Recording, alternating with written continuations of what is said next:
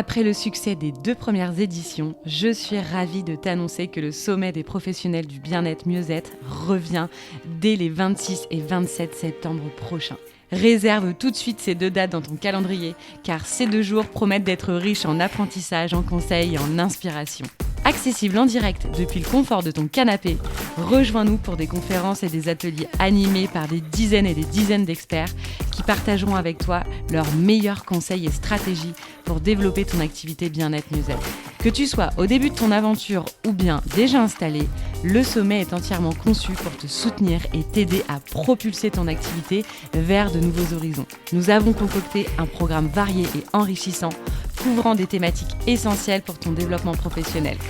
Pour en savoir plus et t'inscrire, rendez-vous sur copleny.fr. Encore une fois, c'est les 26 et 27 septembre, en live et directement chez toi. Ne loupe pas cette opportunité unique de transformer ton activité.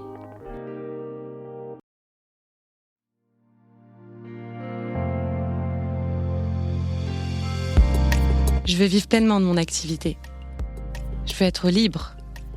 Je veux vivre en abondance. Je veux me sentir légitime. Je veux aider un maximum de personnes. Je veux apporter du bien-être au plus grand nombre. Je veux avoir des résultats rapides. Je veux que les gens reconnaissent mon super pouvoir. Je veux avoir un impact positif sur le monde. Mais au fait, comment on fait pour arriver à tout ça ? Bienvenue sur Wellness Impact, le podcast dédié aux entrepreneurs du bien-être et du mieux-être.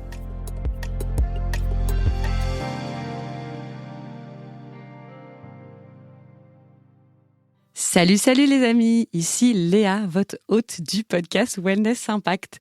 Bienvenue dans cette nouvelle partie, je vous l'avais dit dans l'épisode précédent. Je vais maintenant vous donner les 5 autres raisons pour lesquelles ton activité peut-être ne décollerait pas. Alors évidemment, dans toutes ces raisons, j'en ai identifié bien plus, mais disons que j'avais envie de vous donner les principales, celles qu'on identifie avec l'équipe Copleny et moi-même depuis 5 ans aujourd'hui auprès de vous. Alors tu peux écouter les 5 premières raisons dans l'épisode précédent si c'est pas encore fait. Et je te donne aujourd'hui les 5 autres raisons qui pourraient freiner le succès de ton activité dans le bien-être. Raison donc numéro 6. Et cette première raison dont nous allons parler aujourd'hui, c'est la solitude. C'est un peu le talon d'Achille de beaucoup de professionnels du bien-être. Vivre l'expérience entrepreneuriale peut être une source de grande satisfaction, mais elle est aussi une source de profonde solitude, vous l'avez compris, et certainement expérimentée.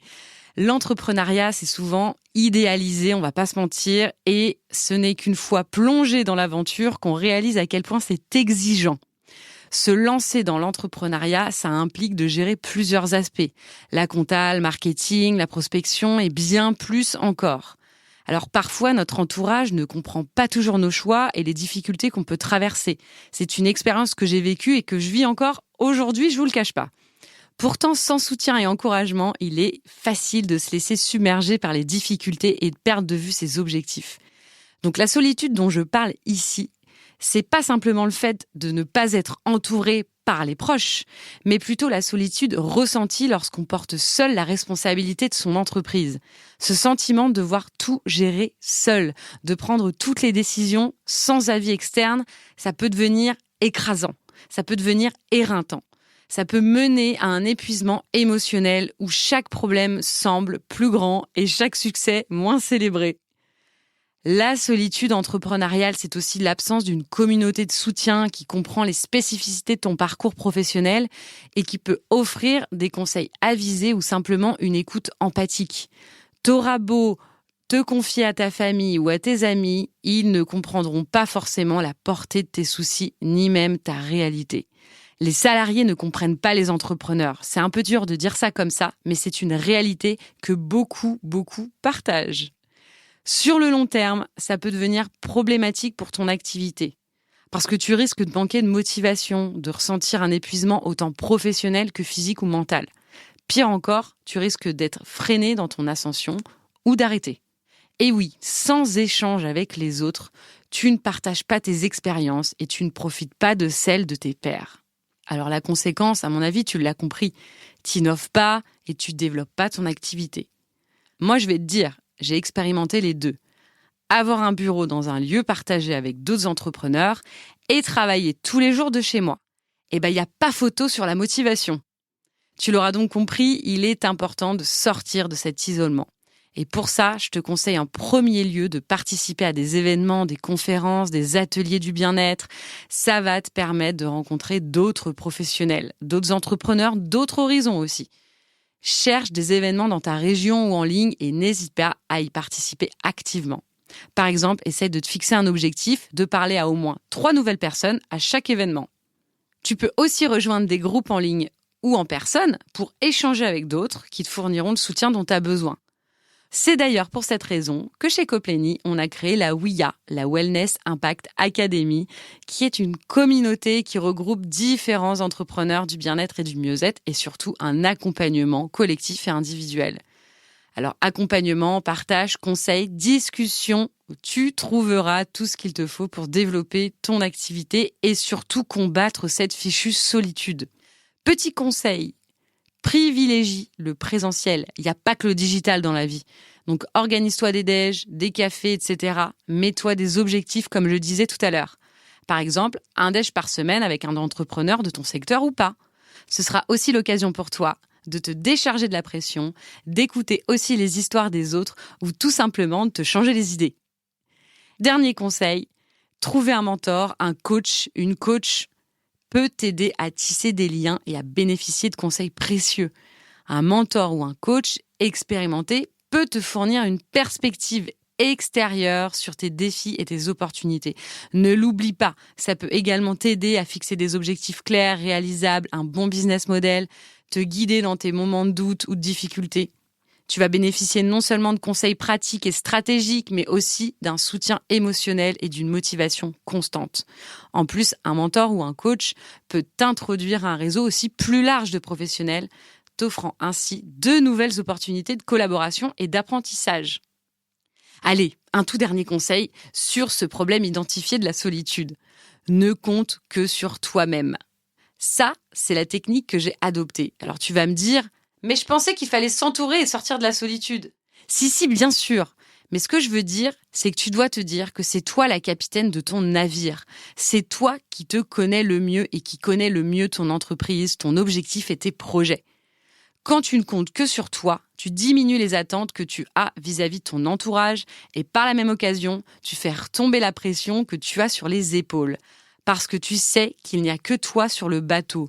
Tu ne peux que te donner de la motivation et trouver la niaque de sortir la tête de l'eau. Raison numéro 7, la difficulté à investir en soi. Donc, parlons de l'importance d'investir en toi-même, parce que ça, c'est très, je vais pas en rajouter, commun chez beaucoup de professionnels du bien-être. Et justement, ces professionnels demandent à leurs clients d'investir dans leurs services, mais ils hésitent à faire de même pour leur propre développement. C'est quand même une contradiction courante, mais cruciale à surmonter pour atteindre un épanouissement professionnel durable, croyez-moi. Souvent, ils préfèrent voir le prix de la prestation à ce que ça va leur rapporter sur le long terme. Et ça, c'est un vrai problème. Pourquoi c'est un problème ? Parce que ne pas investir en toi peut sérieusement limiter ta croissance professionnelle et personnelle. Que ce soit en formation, en coaching ou en développement personnel, ces investissements sont essentiels pour plusieurs raisons. Ils améliorent tes compétences. Ils renforcent ta confiance en toi. Ils t'offrent des opportunités de réseautage. Et c'est également un vrai soutien.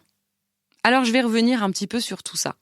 D'abord, ça t'améliore tes compétences. Et le domaine du bien-être est en constante évolution. Il y a de nouvelles techniques, approches, tendances qui émergent très régulièrement.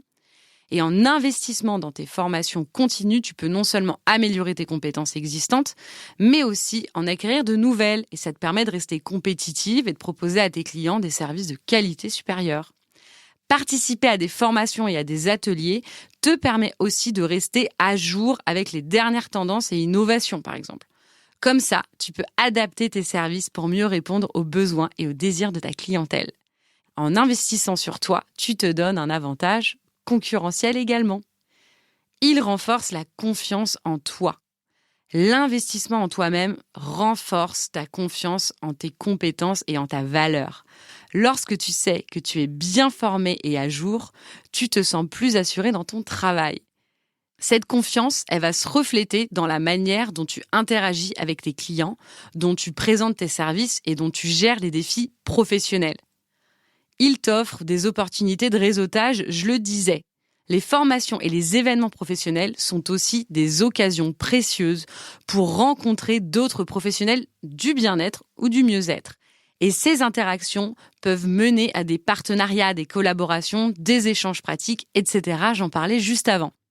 Et puis bien sûr, un vrai soutien. Rappelle-toi d'une chose, aucun entrepreneur à succès existe sans avoir été guidé et accompagné. Conseils pratiques pour investir en toi, vois chaque dépense comme un investissement à long terme. Tu vas le récupérer ton argent. C'est le but et il faut bien que tu l'aies en tête. Quand moi j'investis, je me dis toujours « Ok, ça va me rapporter combien ? Quand est-ce que je vais le rentabiliser ? Dans combien de temps ?»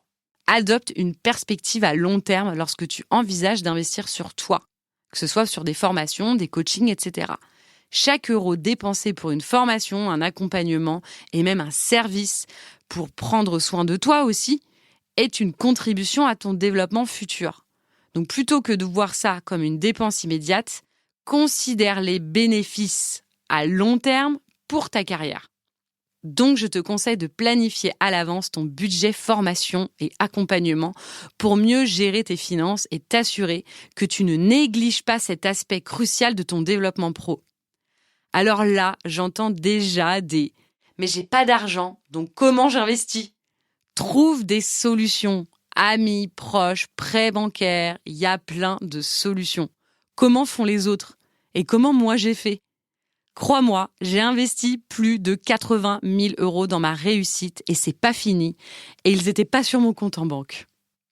Choisis des formations et des accompagnements pertinents pour que ton investissement soit rentable. Prends le temps d'y réfléchir sérieusement. Choisis des formations et des accompagnements qui répondent vraiment à tes objectifs professionnels. Et réfléchis à ce dont tu as vraiment besoin pour atteindre tes buts, tes objectifs, ta mission et cherche des programmes qui répondent à ces besoins spécifiques. Ne t'engage pas dans un programme ou une formation parce que tes collègues y vont. Vois plutôt ce que ça peut t'apporter avant tout. Alors investir oui, mais intelligemment. Consacre du temps pour toi. Investir en toi, ce n'est pas uniquement une question d'argent, c'est aussi une question de temps. Quand on est entrepreneur ou entrepreneuse, on peut se dire que le temps, c'est de l'argent.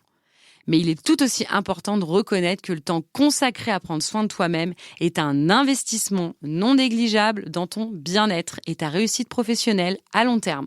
Alors prends du recul pour toi, te permet de recharger les batteries, de maintenir un équilibre sain entre travail et vie personnelle et de prévenir l'épuisement professionnel, n'est-ce pas ? Donc fais des voyages, passe du temps avec tes proches, passe une journée au spa, enfin fais ce que tu veux, mais n'oublie pas que chaque moment consacré à ton bien-être contribue à renforcer ta résilience, ta capacité face aux défis du quotidien et surtout ta carrière dans l'entrepreneuriat du bien-être. La troisième raison aujourd'hui, donc la 8e en l'occurrence, est que beaucoup de pros du bien-être ne savent pas bien se vendre. Ah, le mot vente. Ouh là là, qu'est-ce que j'ai pas dit. Vous êtes nombreuses et nombreux à vous sentir mal à l'aise avec l'idée de mettre en avant vos compétences et vos services par crainte d'être perçue comme arrogante ou vantarde. Et puis, il y a celles qui ont tendance à se concentrer davantage sur leur passion pour leur métier que sur les compétences nécessaires pour le commercialiser efficacement. Dans tous les cas, le résultat est le même. On ne convainc pas les clients. Tu pourrais avoir le meilleur des services, si tu ne sais pas le présenter de manière attrayante, ça ne décollera pas. Et c'est surtout ne pas vendre. C'est ça la conséquence également. C'est une fausse croyance et surtout, c'est ce qu'on nous a mis dans la tête. La vente, c'est moche. La vente, c'est horrible. La vente, c'est de l'arnaque, etc., etc. Alors voici les quelques leçons que j'ai apprises ces dernières années. Leçon numéro 1, écoute avant de plonger.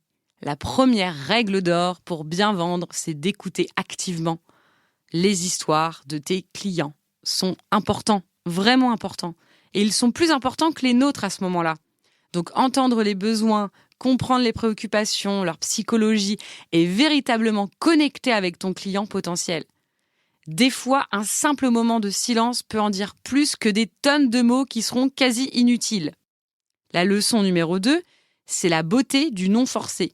Lorsqu'on se focalise trop sur la vente à tout prix, on risque d'oublier que notre produit ou notre service n'est pas pour tout le monde. Donc on risquerait de vendre quelque chose de pas adapté à la personne.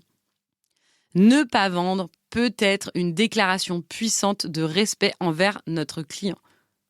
Leçon numéro 3, construis des liens solides. La réussite ne se mesure pas qu'au chiffre d'affaires. Des relations durables et authentiques, c'est ça qui compte. Des fois, le fait de ne pas vendre tout de suite ouvre la porte à quelque chose de beaucoup plus significatif, voire même de plus grand encore. La leçon numéro 4, honnêteté, c'est la clé. Et c'est vraiment la base. Si notre produit et notre service ne collent pas avec les besoins du client, mieux vaut l'admettre. Ça crée de la confiance et qui sait, peut-être que ça ouvrira la voie à d'autres opportunités, même si elles ne se manifestent pas forcément immédiatement. La leçon numéro 5, vendre, c'est servir. Et vendre ne devrait pas être une poussée insistante. C'est plutôt comme une danse entre comprendre, répondre et parfois avoir le courage de dire que votre solution n'est peut-être pas la bonne. Parce que parfois, la meilleure des ventes est celle qui crée une solution durable. Médite sur quelque chose d'important. Comment tu fais pour vivre de ton activité si tu ne commercialises pas tes services ? Tu connais la réponse, j'en suis sûre. Raison numéro 9, on va parler d'une chose qui nous est sûrement déjà arrivée une fois ou même que tu vis peut-être actuellement. Le manque de discipline et la procrastination. Alors ça peut sembler banal, mais crois-moi, c'est un duo redoutable qui peut vraiment te freiner dans ta lancée. Même les idées les plus géniales et les stratégies les plus solides tombent à l'eau si on ne les met pas en pratique de façon régulière et concrète. Déjà, il faut savoir que la procrastination est un problème qui vient souvent de plusieurs facteurs. Ça peut être le stress, la peur de l'échec ou même la simple envie de repousser une tâche qu'on ne trouve pas très excitante. Parfois, c'est aussi parce qu'on se sent submergé par tout ce qu'on a à faire. Alors, on préfère tout laisser de côté et procrastiner plutôt que de s'y mettre sérieusement. Et puis, il y a cette petite voix dans notre tête qui nous dit qu'on peut toujours le faire plus tard, que c'est pas si urgent que ça. Mais au final, on le sait tous, repousser les choses ne fait que les rendre plus difficiles à accomplir. Et ça peut te coûter gros. Tu vois, chaque tâche que tu remets à plus tard, c'est autant de temps perdu et d'opportunités qui passent à la trappe. Et c'est frustrant. Tu te retrouves alors coincé dans un cycle où tu te sens dépassé par toutes ces choses qui s'accumulent. À force de repousser, tu te mets une pression supplémentaire et tu te sens encore moins motivé à agir. C'est comme si tu étais coincé dans un tourbillon où chaque journée ressemble à la précédente, avec cette sensation de ne jamais avancer. Résultat, tu te décourages, tu perds ta motivation et ton business ne décolle pas. Avec ça, tu ressens de la culpabilité. J'aurais dû le faire à temps. Si seulement j'avais commencé plus tôt. Tout ça peut te bouffer de l'intérieur, crois-moi. Donc, comment on fait pour vaincre la procrastination ?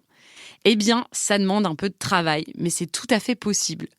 Tout d'abord, il faut comprendre pourquoi on procrastine. Est-ce que c'est la peur de l'échec, le stress, le manque de motivation, simplement l'habitude ? Une fois qu'on a identifié la cause, on peut commencer à mettre en place des stratégies pour y remédier. Par exemple, si c'est le stress qui te pousse à procrastiner, tu pourrais essayer des techniques de gestion du stress comme la méditation, le yoga, la marche ou que sais-je, qui te fait du bien. Si c'est la peur de l'échec qui te bloque, essaie de te fixer des objectifs plus petits ou plus atteignables. Et rappelle-toi que chaque étape te rapproche de ton but. La dernière raison dont on va parler aujourd'hui et qui pourrait t'empêcher de développer ton activité, c'est que tu ne rêves pas assez grand. Alors je ne sais pas si tu as remarqué, mais chez nous en France, on dirait qu'on nous conditionne à ne pas rêver grand, à cultiver la modestie, contrairement aux USA, où on prône le think big, où on rêve haut en couleur. Alors tu vas me dire, mais Léa, faut garder les pieds sur terre, rêver trop grand, c'est risquer d'être déçu et de se perdre dans des illusions irréalistes. Et oui, je te comprends, C'est vrai que ça peut sembler effrayant de viser trop haut, mais crois-moi, ça vaut vraiment le coup de sortir de sa zone de confort et d'explorer des horizons beaucoup plus vastes. Si les autres l'ont fait, pourquoi pas toi ? Et si on laissait nos désirs les plus fous se réaliser ? Et si tu te laissais juste porter par tes ambitions ? Si tu ne te fixes pas des objectifs ambitieux, tu risques de limiter ton propre potentiel. En te contentant de viser ce qui est facilement accessible, tu passes à côté d'opportunités incroyables et de défis qui pourraient te permettre de grandir et de t'épanouir professionnellement. Et c'est peut-être en dépassant tes limites que tu trouveras goût à l'entrepreneuriat, on ne sait jamais. Donc, fixe-toi des objectifs ambitieux et travaille à les atteindre avec détermination. Voici quelques conseils pour t'aider à rêver plus grand. Visualise ton succès. Prends le temps d'imaginer ce que serait ta vie si tu atteignais tes objectifs les plus audacieux. Visualise-toi dans cette situation, mais vraiment, ressens les émotions positives que ça t'apporterait et laisse cette vision t'inspirer dans des actions quotidiennes. Planifie les étapes nécessaires. Pour réaliser de grands rêves, il faut souvent diviser le chemin en étapes plus petites et réalisables. Prends le temps de planifier ces étapes en identifiant les actions concrètes que tu peux entreprendre pour progresser vers ton objectif final. J'ai aussi envie de te dire de ne pas te laisser décourager par les obstacles, parce que sur le chemin vers la réalisation de tes rêves, il y en aura inévitablement des obstacles et des défis que tu vas surmonter. Ne te laisse pas décourager par ces difficultés, mais vois-les plutôt comme des apprentissages, comme des expériences de croissance. N'oublie pas que chaque défi surmonté te rapproche un peu plus de ton objectif.